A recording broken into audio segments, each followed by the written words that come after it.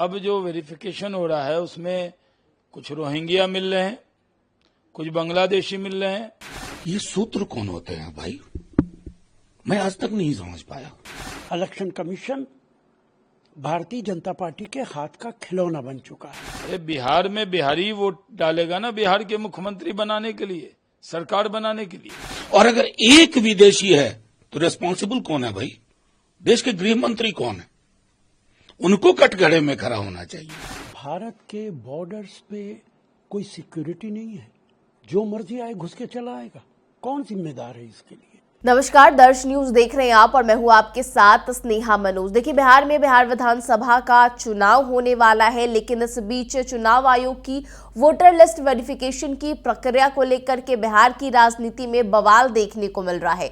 और ऐसे में नेता प्रतिपक्ष तेजस्वी यादव ने बड़ी प्रेस कॉन्फ्रेंस बुलाई, जहां महागठबंधन के तमाम नेताओं के साथ वो चुनाव आयोग के SIR की प्रक्रिया को लेकर के विवाद खड़ा करते हुए नजर आ रहे हैं, इसको लेकर के सवाल पूछते हुए नजर आ रहे हैं। और ऐसे में देखिए, सूत्रों के हवाले से मीडिया में ये भी खबर चल रही है कि BLO ने SIR की प्रक्रिया के दौरान विदेशी नागरिकों को देखा है। और ऐसे में बांग्लादेशी, नेपाली और म्यांमार के जो नागरिक हैं उनकी जानकारी सामने आ रही है, जिसको लेकर के पक्ष विपक्ष में जमकर बवाल छिड़ा हुआ है। और ऐसे में भाजपा के शहनवाज हुसैन इस पूरे मामले को लेकर के क्या कुछ उनके तरफ से प्रतिक्रिया देखने को मिली है, आपको सुनाते हैं। नेपाल, बांग्लादेश और म्यांमार के लोग भी मिले हैं, इसको लेकर क्या कहें? देखिए, वोट का वेरिफिकेशन हो रहा है। SIR जो योजना है उसके अंदर कोई विवाद नहीं है। अच्छी नीयत से चुनाव आयोग ये काम कर रहा है। चुनाव आयोग एक संवैधानिक संस्था है जिस पर पूरे देश को यकीन है। एक नहीं अनेक चुनाव कराए हैं और उस चुनाव में बहुत अच्छे से उसको हैंडल किया, दुनिया में प्रशंसा हुई है। अभी जो वोट का रिवीजन है, जो वेरिफिकेशन हो रहा है, उसको लेकर कई लोग सुप्रीम कोर्ट भी गए। सुप्रीम कोर्ट ने रोक लगाने से मना किया और वो वेरिफिकेशन जारी है। कुछ सुझाव भी सुप्रीम कोर्ट ने दिया है जिसके लिए बाध्य चुनाव आयोग को नहीं किया है।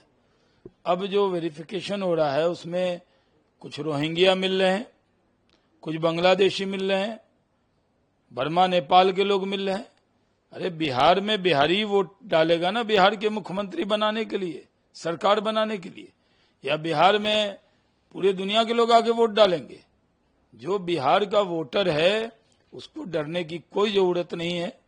चुनाव आयोग पूरी तरह उसको कोऑपरेट करेगा। तो सीधे तौर पर भाजपा की तरफ से बयान सामने आया है, जहां साफ तौर पर कहते नजर आ रहे हैं कि चुनाव आयोग की ये जो प्रक्रिया है वो सराहनीय है, क्योंकि इस प्रक्रिया के माध्यम से जो वोटर लिस्ट वेरिफिकेशन किया जाएगा उसमें साफ तौर पर यह सुनिश्चित किया जाएगा कि केवल बिहार के लोग ही बिहार विधानसभा के चुनाव में शामिल हो। और ऐसे में जो बिहारी है उनको डरने की कोई आवश्यकता नहीं है, क्योंकि चुनाव आयोग जो है वो पूरे तरीके से कॉर्पोरेट करते हुए नजर आएंगे। लेकिन देखिए, विपक्ष के तमाम नेता जो है उसको लेकर के सवाल उठाते हुए नजर आ रहे हैं और सीधा टारगेट जो है वो भी करते नजर आ रहे हैं। SIR की प्रक्रिया को लेकर भी सवाल उनके तरफ से लगातार उठाए जा रहे हैं। और ऐसे में RJD के मनोज झा, इसके अलावा कांग्रेस के राशिद अलवी क्या कुछ कह रहे हैं इस पूरे मामले पर, आपको सुनाते हैं। पाए गए हैं इन लोगों को 1 अगस्त 2025 के बाद उचित जांच के उपरांत 30 सितंबर 2025 को प्रकाशित होने वाली अंतिम मतदाता सूची में शामिल नहीं किया जाएगा। ये सूत्र कौन होते हैं भाई? मैं आज तक नहीं समझ पाया। अगर इस प्रकार के सूत्र या तो ज्ञानेश जी बोलते, हमारे CEC, या जोशी साहब बोलते, संधू जी बोलते, ये सूत्र क्या चीज होती है? मतलब सूत्र उत्पात मचाने के लिए नहीं होगा ना, समाज में विभाजन पैदा करने के लिए नहीं। और अगर एक विदेशी है तो रेस्पॉन्सिबल कौन है भाई? देश के गृह मंत्री कौन है? उनको कटघरे में खड़ा होना चाहिए। ये सवाल गलत जगह घूम के आ गया। ये सवाल माननीय गृह मंत्री जी के पास जाए कि भाई हो क्या रहा है, विदेशी नागरिक रह रहा नहीं। लेकिन मैं जानता हूं इशारा कुछ और है, इरादा कुछ और है। ऐसे नहीं चला करता। ड्राफ्ट रोल प्रिपरेशन से पूर्व ये प्लांटेड स्टोरीज नफरत के बीज बो रही है। इस कारोबार को ना बढ़ाएं। 1 अगस्त की रिपोर्ट का भी इंतजार है। देखिए, बेबुनियाद खबर है। पहला सवाल ये है, क्या भारत के बॉर्डर्स पे कोई सिक्योरिटी नहीं है, जो मर्जी आए घुस के चला आएगा। कौन जिम्मेदार है इसके लिए? और इलेक्शन कमीशन के पास अपना क्या इंफ्रास्ट्रक्चर है? वही बीजेपी सरकार के लोग ये इन्वेस्टिगेशन करेंगे और वहां पे जिसका चाहेंगे नाम घटा देंगे, जिसका चाहेंगे नाम बढ़ा देंगे। खास तौर से दलितों का और मुसलमानों का नाम वहां काटा जाएगा। Election commission Bharatiya Janata party के हाथ का खिलौना बन चुका है और एक बार नहीं 10 मिसालें मैं इस तरीके की दे सकता हूं।